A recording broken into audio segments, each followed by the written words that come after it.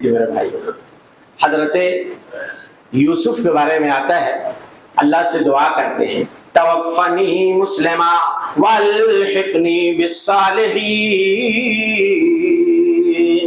او میرے پروردگار مجھے حالت اسلام میں دنیا سے اٹھانا، جب میں دنیا سے جاؤں حالت ایمان میں جاؤں، حالت اسلام میں جاؤں، والحقنی بالصالحین، نیکوکاروں میں اللہ مجھے شامل کر لینا، نیکوکاروں میں میرا نام درج کر لینا۔ نبی سے بڑا نیک کون ہو سکتا ہے؟ نبی سے مضبوط ایمان کس کا ہو سکتا ہے؟ پھر بھی دعوت، پھر بھی دعا کر رہے اللہ اسی ایمان اور اسی اسلام پہ مرتے دم تک باقی رکھنا۔ پتہ نہیں آخری دم میں کیا ہو جائے میرے ساتھ، پتہ نہیں آگے میرے ساتھ معاملہ کیا ہو جائے، مرنے سے پہلے پتہ نہیں میرا خاتمہ کیسا ہو جائے۔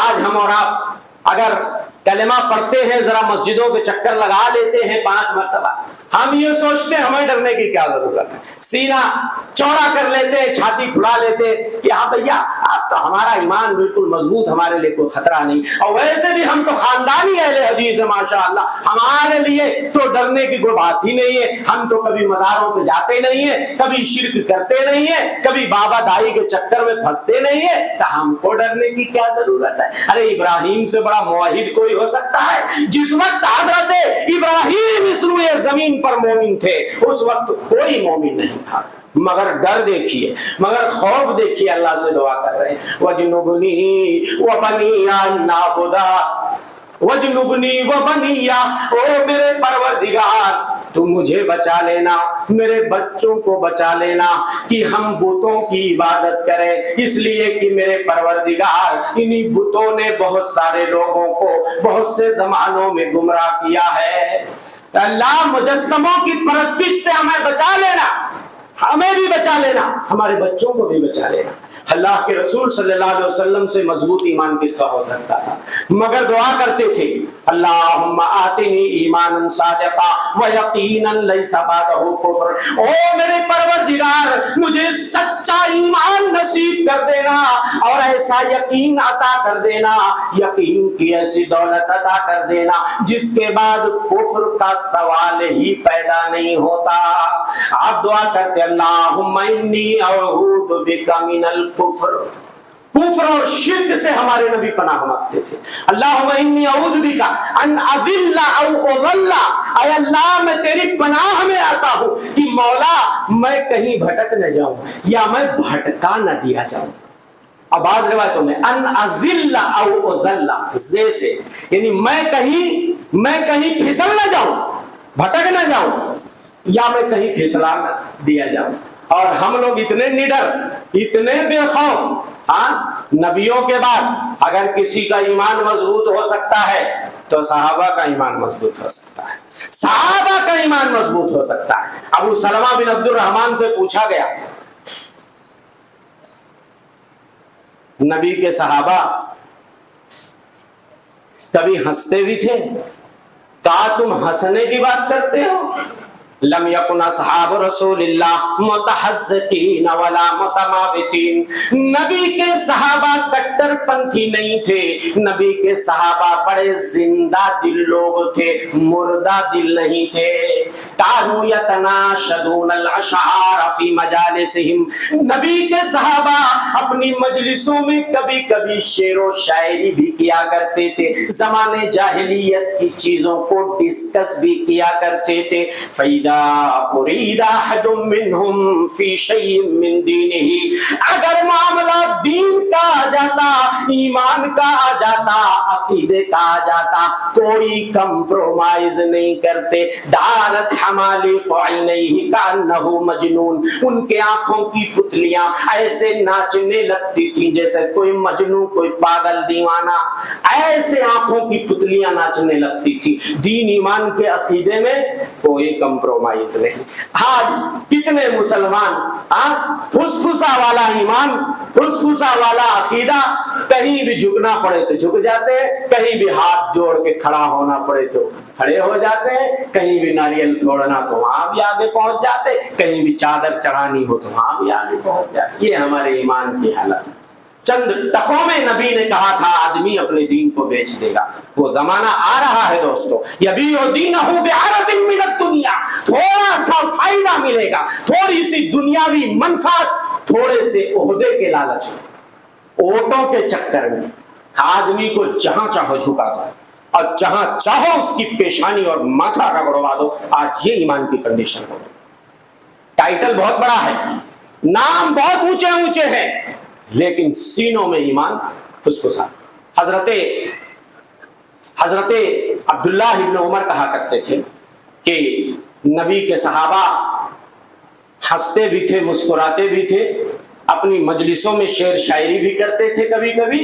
وَلَٰكِنَّ الْإِيمَانَ فِي قُلُوبِهِمْ أَعْظَمُ مِنَ الْجَبَلِ، لیکن ایمان صحابہ کے سینوں میں پہاڑ سے بھی زیادہ مضبوط ہوا کرتا تھا.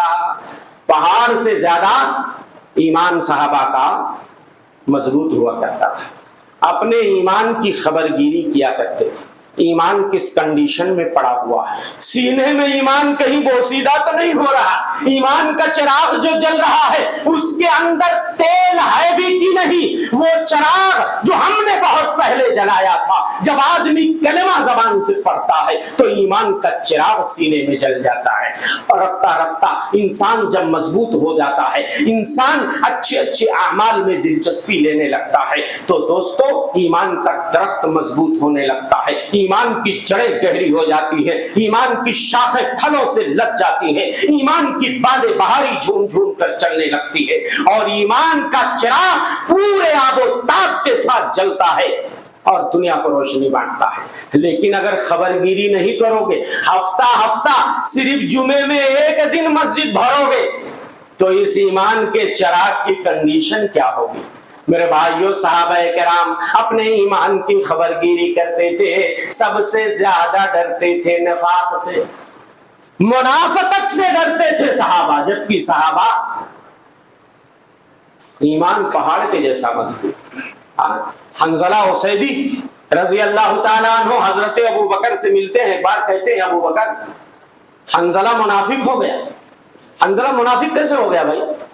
کہنے لگے ابو بکر تمہیں نہیں معلوم، جب ہم نبی کی مجلس میں ہوتے ہیں، اللہ کے رسول صلی اللہ علیہ وسلم ہمیں واعظ کرتے ہیں، نصیحت کرتے ہیں، جنت جہنم کا ذکر کرتے ہیں، ایسا لگتا ہے کہ ہم جنت و جہنم کو اپنی آنکھوں سے دیکھ رہے ہیں. ہمارے ایمان کا پارا بہت اونچا ہو جاتا، ہمارے ایمان کا گراف بہت بڑھ جاتا ہے.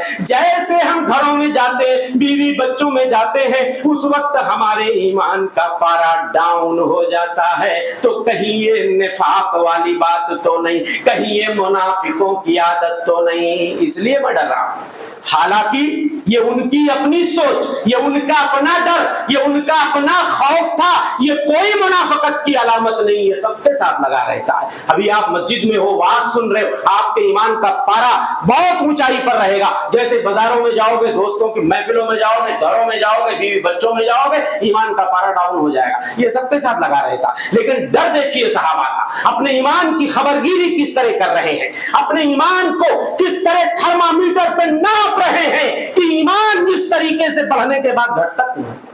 حضرت ابو بکر نے کہا یار میرا بھی تو گھٹتا ہے، کبھی کبھی میرے ساتھ بھی ایسا ہوتا ہے، تو پھر معاملہ گڑبڑ ہے. چلیے نبی کے پاس چلتے ہیں، سوال پوچھتے ہیں. دونوں بزرگ جاتے ہیں.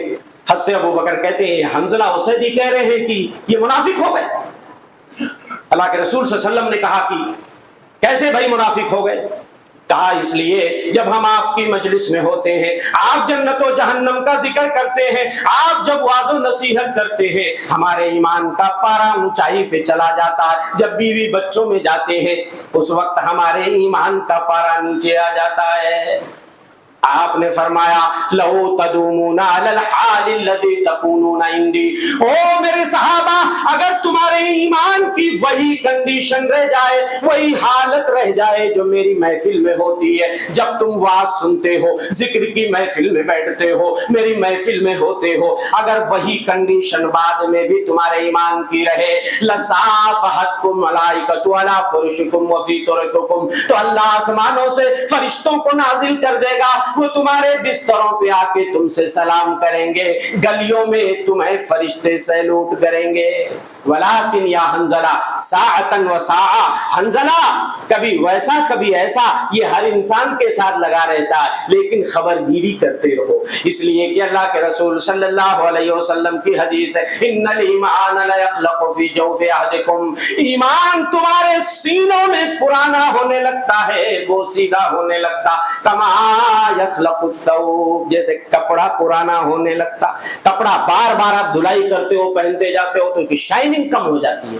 ایسے اگر آپ ایمان کی خبرگیری نہیں کرو گے تو شائننگ کم ہو جائے گی, ایمان کے چراغ میں تیل کم پڑ جائے گا. جب آپ کپڑا پرانا ہو جاتا ہے تو نیا سلانے کی فکر کر لیتے ہو, یا اس کو اچھے سے دھلائی کراتے ہو لانڈری میں تاکہ اس کی چمک واپس آ جائے. تو فاسألوا اللہ ان یجدد لکم ایمانکم, اللہ سے دعا مانگا کرو وہ ایمان کو تمہارے سینوں میں نیا کر دے, ایمان کی تجدید فرما دے. اللہ سے دعائیں بھی مانگو, اچھے اچھے عمل بھی کیا کرو, اس سے تمہارا ایمان بڑھتا رہے گا, اس سے ایمان تمہارا نیا اور تازہ ہوتا رہے گا, ایمان کی بہاریں چلتی رہیں گی, ایمان کی لذت تمہیں سینوں میں محسوس ہوتی رہے گی. تو دوستو صحابہ کرام, میں نے کہا نفاق سے بہت ڈرتے تھے. حضرت ابن ابی ملیکہ رحمۃ اللہ علیہ فرماتے ہیں, تابعی ہیں, ادرکت 30 من اصحاب رسول اللہ صلی اللہ علیہ وسلم, 30 صحابہ سے میری ملاقات ہوئی ہے.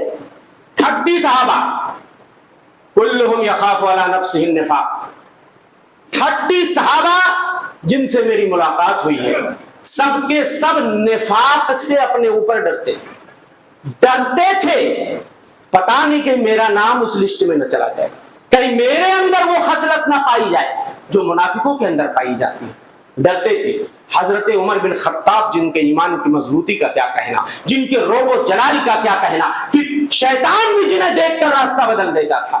دوستو حضرت حذیفہ جو صاحب سر رسول اللہ صلی اللہ علیہ وسلم, جنہیں اللہ کے رسول صلی اللہ علیہ وسلم نے کچھ منافقین کے نام بتائے تھے, حضرت عمر پوچھتے تھے, حذیفہ کہیں اس لسٹ میں میرا بھی تو نام نہیں ہے, ذرا دیکھ لیں. اللہ. اور اسی لیے سلف صالحین کا قول ہے, من لم یفق النفاق فہو منافق, نفاق سے جو نہیں ڈرتا وہ منافق ہوتا, اور جو بھی مومن ہوگا وہ منافقت سے ضرور ڈرے گا, اور خاص طور سے نفاق عملی سے ضرور ڈرے گا. اس لیے کہ پتہ نہیں کب دل کی کنڈیشن بدل جائے, پتہ نہیں کب دل کی حالت بدل جائے. اللہ کے رسول صلی اللہ علیہ وسلم دعا کرتے تھے, صحابہ کو بھی یہ دعا آپ نے سکھائی ہے, یا مقلب القلوب ثبت قلبی علی دینک, او دلوں کے پھیرنے والے تو میرے دل کو ایمان پہ, عقیدے پہ, ایمان پہ ثابت قدم رکھنا, اپنی اطاعت پہ جمائے رکھنا. دوستو حضرت معاذ بن جبل کے بارے میں آتا ہے, کسی صحابی کا جب ملاقات ہوتی تو ہاتھ پکڑ لیتے, کہتے اجلس بنا نؤمن سا, او میرے بھائی آؤ تھوڑی دیر بیٹھتے ہیں, اللہ کا ذکر کرتے ہیں, ایمان ہمارا تازہ ہو جائے گا, آؤ تھوڑی دیر ایمان کی باتیں کریں. ہاتھ پکڑ کے بیٹھا لیتے. حضرت عمر کے بارے میں آتا, حضرت عبداللہ بن رواحہ کے بارے میں آتا ہے, اپنے دوستوں کو, صحابہ کو انوائٹ کرتے تھے, حلمو نزدد ایمانا, آؤ ہمارے ساتھ تھوڑی دیر بیٹھو, ہمارے ایمان میں اضافہ ہو جائے گا. دوستو کچھ چیزیں ایسی ہیں جو ہمارے ایمان کو ایسا توڑ دیتی ہے, کمزور کر دیتی ہے. میں کفر و شرک کی بات نہیں کروں گا, کفر و شرک کا معاملہ بالکل واضح ہے کہ آدمی شرک کرے گا تو پھر ایمان خطرے میں پڑ جائے گا, اور اگر علانیہ شرک کرے گا بڑا والا تو پھر تو آدمی اسلام سے خارج ہو جائے گا, یہ دنیا جانتی ہے. لیکن بعض کبیرہ گناہ ایسے ہیں جو اتنے مہلک اور اتنے ڈینجر ہیں کہ جس وقت اس گناہ کو آدمی کرتا ہے اس کا ایمان سلامت نہیں رہتا ہے. سینے میں ایمان سلامت کون کون سے گناہ ہے معلوم ہے؟ فرمایا اللہ کے رسول صلی اللہ علیہ وسلم نے, لا یزنی الزانی حین یزنی وہو مومن, زناکار بدکار جس وقت بدکاری کرتا ہے اس کا ایمان سلامت نہیں رہتا. زناکاری بدکاری اتنا بڑا جرم ہے کہ جس وقت آدمی یہ گناہ کرتا ہے سینے میں ایمان ہی نہیں رہتا۔ اب اس کا کئی مطلب علماء نے بتایا۔ بعض علماء کہتے ہیں کہ ایمان نکل جاتا ہے لیکن سر کے اوپر ٹنگا رہتا ہے چھتری کی طرح، اور بعض روایتوں میں یہ آیا بھی ہے، ایک حدیث کے اندر آیا ہے کہ اذا زنى العبد خرج من قلبه نور الایمان، بندہ جب زناکاری اور بدکاری کرتا ہے اس کے سینے سے ایمان کا نور نکل جاتا ہے، ایمان کا نور نکل جاتا ہے۔ فکان فوق راسه كالظلہ، آدمی کے سر پہ چھتری کی طرح وہ ٹنگا رہتا ہے۔ جب آدمی گناہ کر چکتا ہے اس وقت اس کا ایمان واپس سینے میں چلا آتا ہے، لیکن تھوڑی دیر کے لیے ہی صحیح، کوئی بہت بڑا جب جرم آدمی کرے گا تو ہی ایمان سینے سے نکلے گا، جان لیجیے۔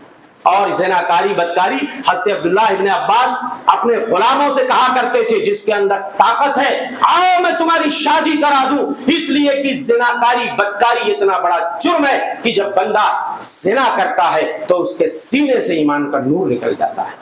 ایمان کا حضرت عبداللہ ابن عباس سے پوچھا بھی گیا ایمان کیسے نکلتا ہے سینے سے؟ آپ نے اپنی انگلیاں ایسے ملائی اور اس کے بعد ایسے کھینچ لیا، کہا ایسے نکل جاتا ہے۔ اب بندہ جب توبہ کر لیتا ہے تو واپس ایمان اس کا سینے کے اندر واپس آ جاتا ہے۔ تو ایک چیز ہے زناکاری بدکاری، یہ بہت بڑا جرم ہے جو ہمارے ایمان کے لیے مہلک ہے، ہمارے ایمان کو غارت کرنے والی چیز ہے۔ اسی لیے قرآن نے صاف کہہ دیا زنا کے قریب بھی نہ جانا، یہ بہت بڑی فحاشی ہے اور بہت برا راستہ ہے۔ اور اسی طریقے سے آپ نے فرمایا، اللہ کے رسول صلی اللہ علیہ وسلم آگے اسی حدیث کے اندر فرماتے ہیں وَلَا يَسْرِقُ السَّارِقُ حِينَ يَسْرِقُهَا وَهُوَ مُؤْمِنٌ، چور جس وقت چوری کرتا ہے اس کا ایمان سلامت نہیں رہے گا۔ اور بعض روایتوں میں ڈاکو جس وقت ڈاکہ ڈالتا ہے دن دہاڑے لوٹ لیتے، یو پی میں ابھی بڑا خطرہ، ابھی تو ذرا کم ہو گیا ہے، نہیں تو سب ماڈرن چور پتہ نہیں کہاں سے آ گئے جو ڈرون کیمرے لگا کے چرا رہے ہیں، اللہ جانے کہاں سے، روز ہنگامہ روز تماشا جو ہے یہ سارا کھیل چل رہا تھا۔ میرے بھائیوں چوری اور ڈکیتی اتنا بڑا جرم ہے کہ اللہ کے رسول صلی اللہ علیہ وسلم فرماتے ہیں جس وقت چور چوری کرتا ہے یا ڈاکو ڈاکہ ڈالتا ہے ایمان سینے میں نہیں رہتا، اس پیریڈ میں اس کا ایمان غائب نکل گیا، اور اگر اسی حالت میں موت آ گئی تو سوچو کیا حشر ہونے والا ہے، کیا انجام ہونے والا ہے۔